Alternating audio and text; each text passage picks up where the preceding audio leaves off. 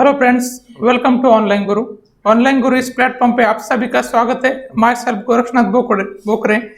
In today's lecture we will discuss the multiple choices questions based on the pharmacognosy. The multiple choices question based on pharmacognosy. Let us start the session with the MCQs of pharmacognosy. Here, the first question is what is the function of stomata? First question is what is the function of stomata? The options are: first option is photosynthesis. After that, gases exchange. Third one is evaporation, and all of the above.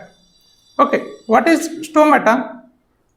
Firstly, we will discuss what is stomata. After that, we will find out the answer.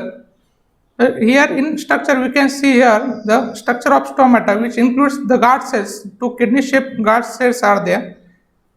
Here, this is the structure of stomata, which are open in a daytime, and in the functioning of stomata, there is a process of gases exchange between O2 and CO2.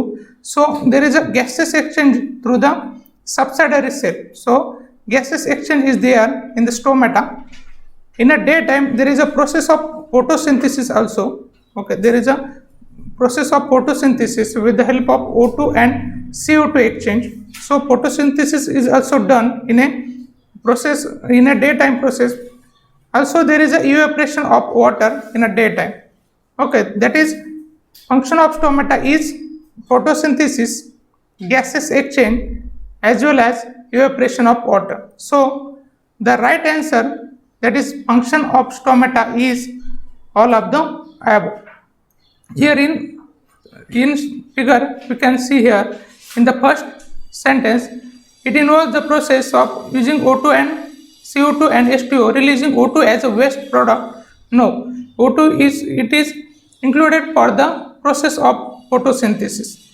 Okay, this is the first question. After that, the next question is parasitic stomata is also called as options: rubeaceous stomata, cruciferous stomata, caryophyllaceous stomata, and ranunculus stomata.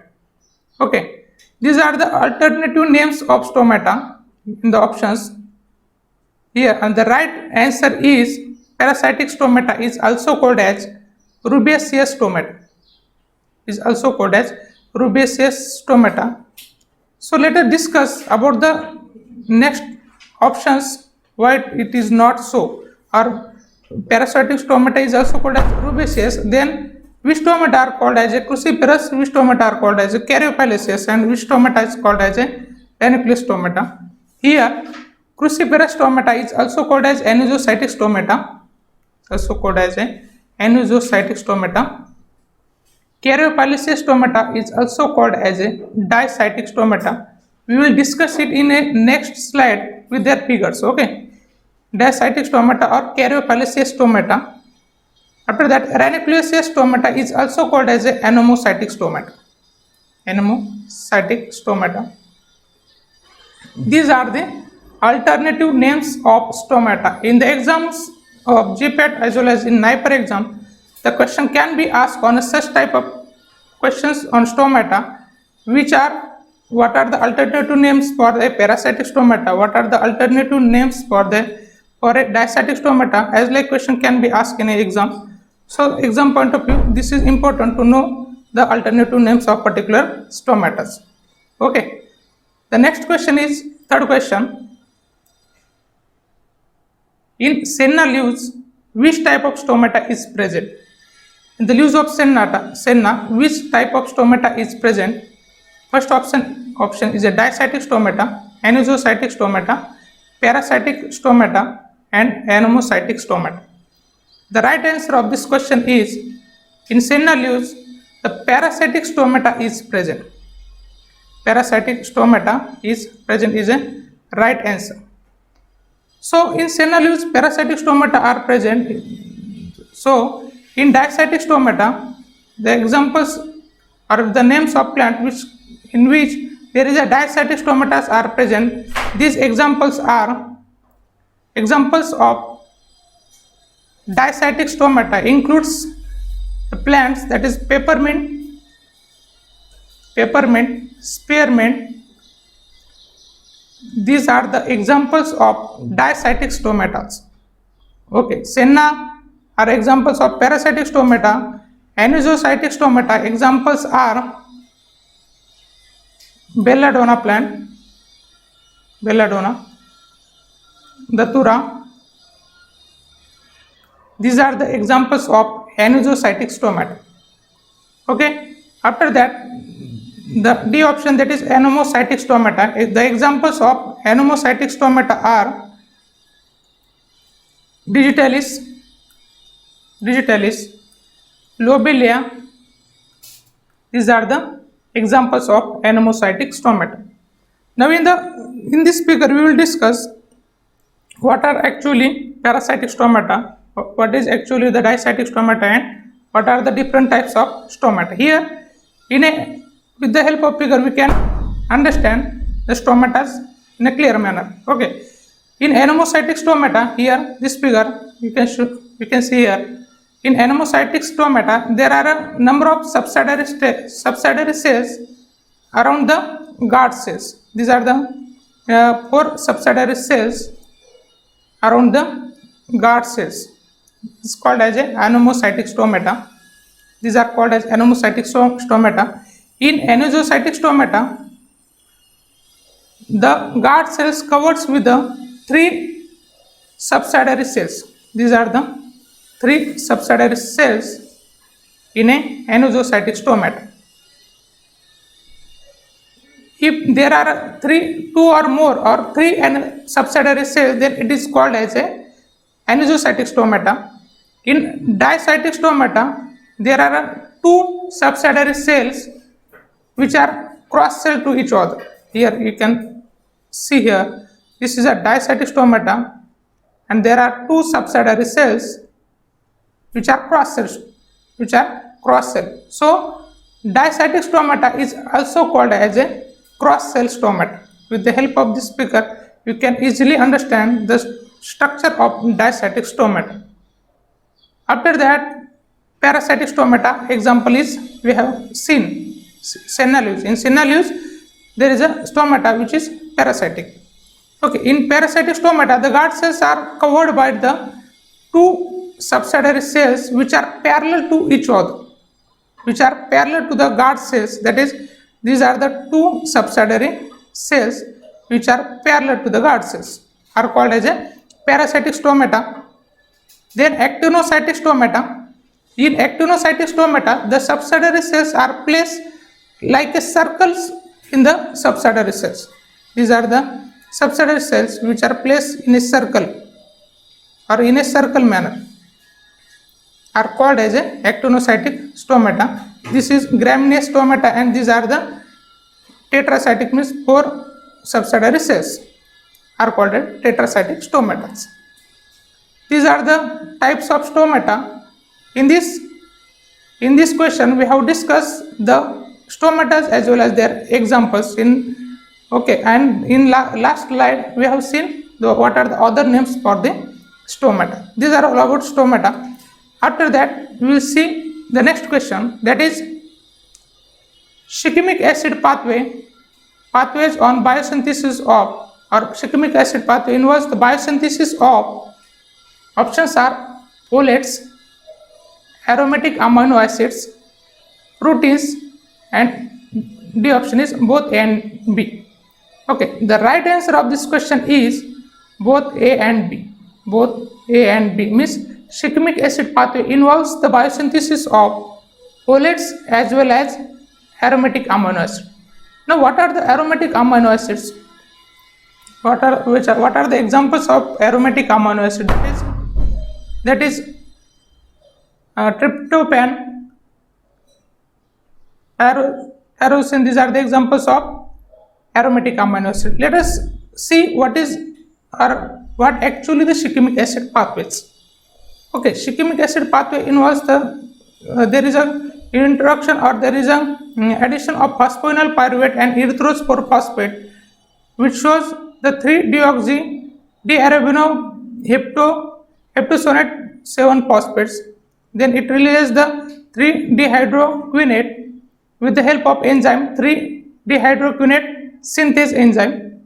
After that, it shows or it synthesizes the 3-dehydroshikimate. After that, with the help of enzyme that is shikimate 5-dehydrogenase. After that, shikimate releases the shikimate 3-phosphate with the help of enzymes shikimate kinase, that is SK. And after, it shows there are 5 endopyrosyl shikimate 3-phosphate, and finally there are chorismate and aromatic amino acid. That is, it shikimic acid pathway involves the biosynthesis of folates as well as aromatic amino acid. Here the 5-endopyrosyl shikimate 3-phosphate, it convert into the chorismate with the help of enzyme that is chorismate synthase enzyme. Chorismate synthase enzyme. These are the shikimic acid pathway which involves the biosynthesis of folates and aromatic amino acid. These are the primary products of the shikimic acid, that is phosphoenol pyruvates and erythrophore phosphates. This is about the shikimic acid pathway. After that, we will see some actual questions based on a pharmacognosy subject. That is, fifth question is, who is the father of pharmacognosy? Who is the father of pharmacognosy? The right answer is Sadler. The right answer is Sadler. Sadler is called as, the scientist Sadler is called as a father of pharmacognosy. Now, what are about Hippocrates, Paul Ehrlich as well as Aristotle? Okay, Hippocrates are called as a father of medicine.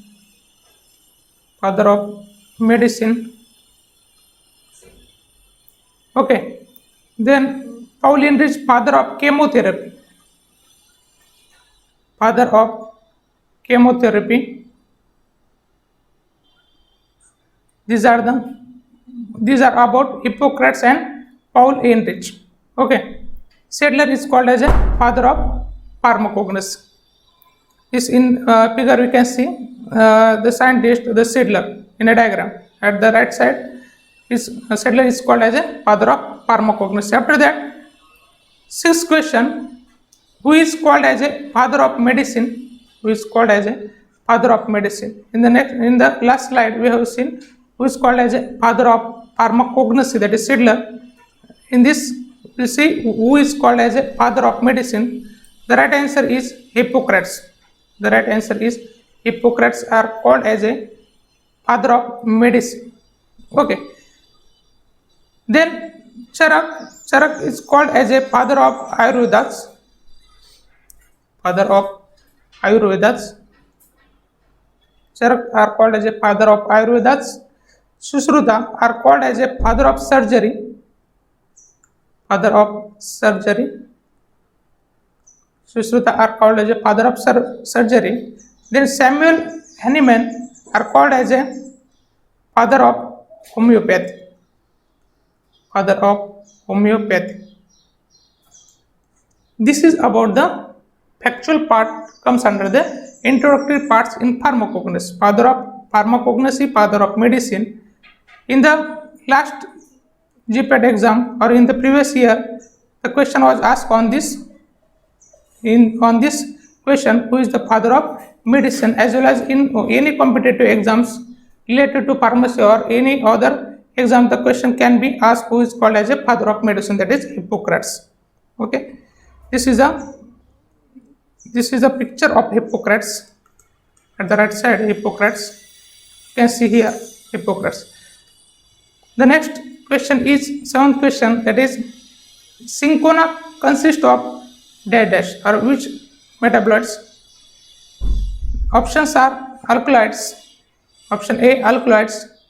Option B, glycosides. Option C, flavonoids. And option D, both A and B. So cinchona consists of which metabolites? The right answer is both A and B. Alkaloids and glycosides. Cinchona is a bark. Okay, or here in this figure you can see here the actual natural part of cinchona crude drug is a bark. That is, bark part is used in a cinchona barks. So in the cinchona, it consists of alkaloids as well as glycosides as a secondary metabolites. So the right answer of this question is cinchona consists of both alkaloids as well as glycosides. After that, next question is external avascular part of stem is known as option A bark, option B cambium, option C both A and B, and option D all of the above. So the right answer of this question is external avascular part of stem is known as bark. That is, bark is a avascular part of the stem. Then cambium is a vascular part of the stem. Okay, this is about the vascular and vascular. Now let us see what is the main difference between vascular and avascular or non-vascular part of the stem. In vascular plants, it is make up of majority of plants on earth, means majority or many plants which are present on earth are vascular plants. These plants includes xylem and phloem. Okay, the vascular plants includes xylem and phloem in their stems to transport material. Means xylem and phloem are the parts which are responsible for the transportation of the nutrients as well as metabolites and other materials are called as a vascular part of the stem. And non-vascular means, okay, like vascular plants, non-vascular plants lack xylem and phloem in their structure. So in non-vascular parts there is a absence of xylem and phloem in their structure, and this forces most non-vascular plants to be, that is, what are the non-vascular plants? That is mosses, making them live in their nutrient source are called as a non-vascular. This is the main difference. These are the diagrams of plants, vascular and non-vascular, that is mosses. Okay, so the right answer of this question is bark, external avascular part, means there is no supply of nutrients in a barks which are called as a avascular part of the stem. After that, ninth question is which classification of crude drug include under antigen antibodies reaction? Antigen antibody reaction. Option is pharmacological classification, chemical, taxonomical and serotaxonomical. In the introductory part of classification of crude drug, in the classification of crude drug, we have seen there are classification of crude drug under alphabetical classification, morphological classification, chemical classification, then taxonomical classification and serotaxonomical classification. So the right answer of this question is serotaxonomical classification, means serotaxonomical classification of crude drug includes under antigen antibody reactions. Here serum is serum, okay, and there is a presence of antigen as well as antibodies. So in this diagram we can see these are the antigens and antibodies. Okay, so in this serotaxonomical classification, serum is serums, okay, serums which are in the form of bloods, that is, it comes under the, in serotaxonomical classification there is a interaction of antigen and antibody reaction, so it involves or it is categorized into the serotaxonomical classification. Okay, the last question is which is example of unorganized crude drug? Which are the examples of unorganized crude drug? Before answering this question, let us see what is organized crude drug and what is unorganized crude drug. What is the main difference between organized and unorganized crude drug? Okay, in simple terms or in simple word, we can say that organized crude drug is a organs of plants in the form of stems, leaves or barks are called as a organized crude drug. Okay, means and unorganized crude drug it is a product of plant or animals. These are the product of plant or animals are called as a unorganized crude drug. Here you can see these are the inorganized crude drug. These are the direct part of plants or animals. Means what are the parts of plants? That is stem, leaves and buds are the parts of plant. But in unorganized crude drug, these are the product of plant or animal. These are product. This is the main basic difference of organized and unorganized crude drug. As well as organized crude drug, this may be of plant or animal origin. Okay, here. After that, these have cellular structure. These have cellular structure in organized crude drug. In unorganized crude drug, there is no any defined or there is no any definite cellular structure in unorganized crude drug. Okay. The next difference of organized and unorganized crude drug is that generally the organized crude drugs are identify their morphological characters, but unorganized crude drug are not identified by morphological character. So these drugs are identified with the help of chemical test or with the help of their organoleptic characteristics. Morphological characters includes which are shown by their naked eyes, but in unorganized crude drug these are identified by the organoleptic characteristics, that is color, taste, odor, as like that. This is main difference between organized and unorganized crude drug. Now, what are the examples or which plant classified under organized crude drug and which plants are classified under unorganized crude drug? Let's see examples. That is digitalis leaf. This is leaf. It is a part of plant. Okay. After that, cinchona bark. This is a plant. This is a part of plant. Bark. After that, epiedra stem. This is a part of plant. So digitalis, cinchona, and epiedra. These are the examples of organized crude drug. Now, which are the examples of unorganized crude drug? That is agar, gelatin, and honey. These are the examples of unorganized crude drug. So let's see the question, which is example of unorganized crude drug. Here, first option is digitalis. Wrong. This is example of organized crude drug. This is example of organized crude drug. Cinchona, digitalis, that is the main part of digitalis leaves used as a crude drug is a leaves. Okay, in cinchona the main part of this crude drug used is a cinchona bark. Okay, so these are the organized crude drug as we have seen here.